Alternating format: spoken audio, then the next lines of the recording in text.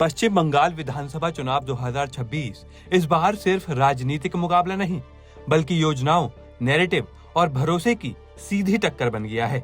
बात करें मुख्यमंत्री ममता बनर्जी की, तो एक और मुख्यमंत्री ममता बनर्जी हैं, जिनकी लक्ष्मी भंडार जैसी योजनाओं ने महिलाओं के बीच मजबूत पकड़ बनाई है। वहीं दूसरी ओर भारतीय जनता पार्टी, जो पूरी ताकत के साथ इस पकड़ को कमजोर करने की रणनीति पर काम कर रही है। इस चुनाव की सबसे बड़ी खासियत ये है कि महिला मतदाता अब निर्णायक भूमिका में है।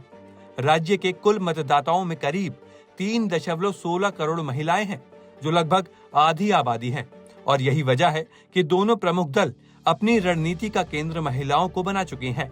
ममता बनर्जी की सरकार की लक्ष्मी भंडार योजना लंबे समय से टीएमसी की सबसे बड़ी ताकत रही है, जिसके तहत महिलाओं को हर महीने आर्थिक सहायता मिलती है।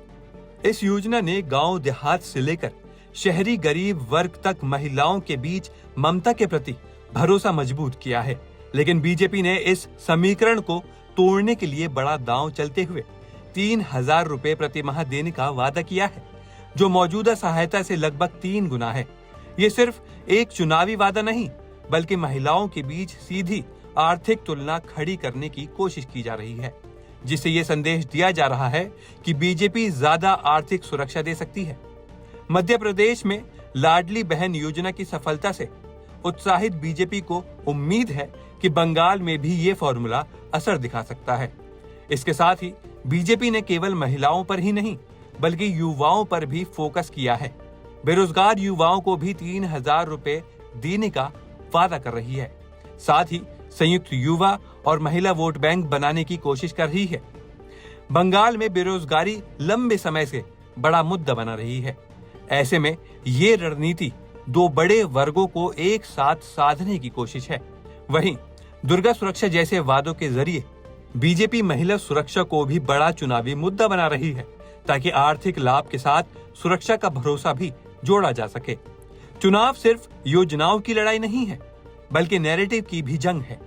बीजेपी एक बार फिर घुसपैठिया मुद्दे को जोर शोर से उठा रही है और आरोप लगा रही है कि अवैध बांग्लादेशी घुसपैठियों को बसाकर वोट बैंक तैयार किया गया है। हालांकि 2021 के चुनाव में यही मुद्दा बीजेपी को नुकसान पहुंचा चुका है, लेकिन 2026 में पार्टी इसे और आक्रामक तरीके से उठा रही है। वहीं दूसरी ओर ममता बनर्जी बीजेपी को बाहरी बताकर बंगाली अस्मिता को उभारने की कोशिश कर रही हैं, जिसे चुनाव भावनात्मक बनाम सुरक्षा के मुद्दे पर आकर खड़ा हो गया है। इस बीच राहुल गांधी ने भी चुनावी मैदान में एंट्री करते हुए नरेंद्र मोदी पर तीखा हमला बोला है और वोट चोरी जैसे आरोप लगाए हैं, जिससे चुनावी मुकाबला और दिलचस्प हो गया है। साथ ही ईडी की कार्रवाई, आईपीएसी से जुड़े विवाद और व्हाट्सएप चैट जैसे मुद्दों ने सियासी माहौल को और गर्मा दिया है। अब टीएमसी इन कार्रवाइयों को राजनीतिक बदले की भावना बता रही है, जबकि बीजेपी इसे कानून का पालन बता रही है। कुल मिलाकर बंगाल चुनाव 2026 अब खेला होबे से आगे बढ़कर सीधे आर्थिक और राजनीतिक टक्कर बन चुका है। सबसे बड़ा सवाल यही है कि क्या महिलाओं का भरोसा ममता बनर्जी के साथ बना रहेगा, या बीजेपी अपने बड़े वादों के दम पर इस वोट बैंक में सेंध लगा पाएगी। इस बार नतीजे काफी हद तक महिला मतदाताओं के फैसले पर निर्भर करेंगे, जो तय करेंगे कि सत्ता की चाबी किसके हाथ में जाएगी।